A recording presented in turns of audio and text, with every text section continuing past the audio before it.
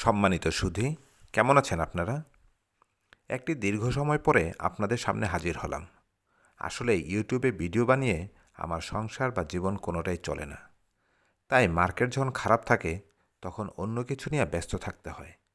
যেন তেন তথ্য বা অপ্রয়োজনীয় তথ্যের ভিডিও দিয়ে আমার ভিউ হয়তো বা কিছু বাড়বে, কিন্তু আপনার ক্ষতি বেশি হবে।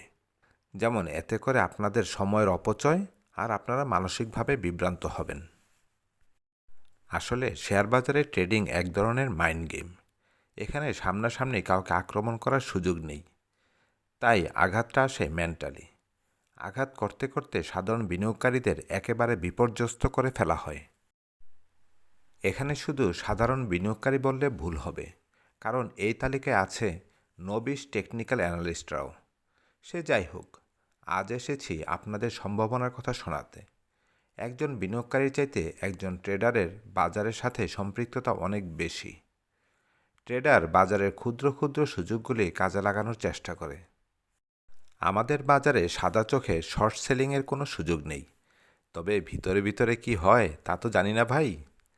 শেয়ার বাজার নিয়ে চূড়ান্ত সিদ্ধান্ত দেওয়া কোনো বুদ্ধিমানের কাজ নয়, তবে বাজারকে বিগত বছরগুলিতে যেভাবে সক্রিয় বা নিষ্ক্রিয় হতে দেখা গেছে তা ন্যাচারাল নাকি আর্টিফিশিয়াল তা নিয়ে বিতর্ক থাকতে পারে। মজার ব্যাপার হলো, এত কিছুর পরও বাজার কিন্তু টেকনিক্যাল গ্রামার মেনেই এগিয়ে চলছে। বাজার কিন্তু এখনও বুলিশ পজিশনে আছে, অন্তত চার্ট কিন্তু তাই বলে। এই কথা শুনে হয়তো অনেকে আমাকে মারতে আসবেন। থামেন ভাই, থামেন।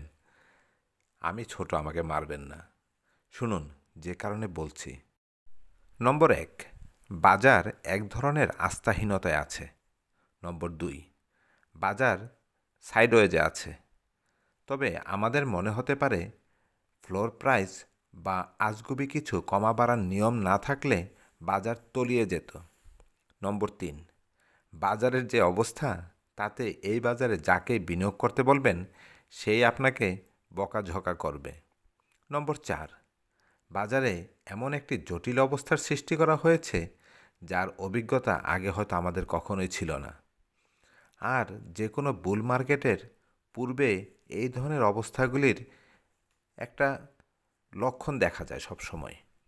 এরকম অনেক কারণের সাথে টেকনিক্যাল কিছু কারণও থাকতে পারে। সে যাই হোক, বাজার ছিল, বাজার আছে, বাজার থাকবে, শুধু গেম চেঞ্জ হবে। মনে রাখতে হবে, শেয়ার বাজারে বিনিয়োগ আর ট্রেডিং এক নয়। ধারের টাকায় কেউ এই বাজারে ট্রেড বা বিনিয়োগ করতে আসবেন না ভাই। আপনাদের সকলের পুঁজির নিরাপত্তা কামনা করে আজকের মতো বিদায় নিচ্ছি। কথা হবে শীঘ্রই অন্য কোনো ভিডিওতে। সে পর্যন্ত ভালো থাকবেন। বাই।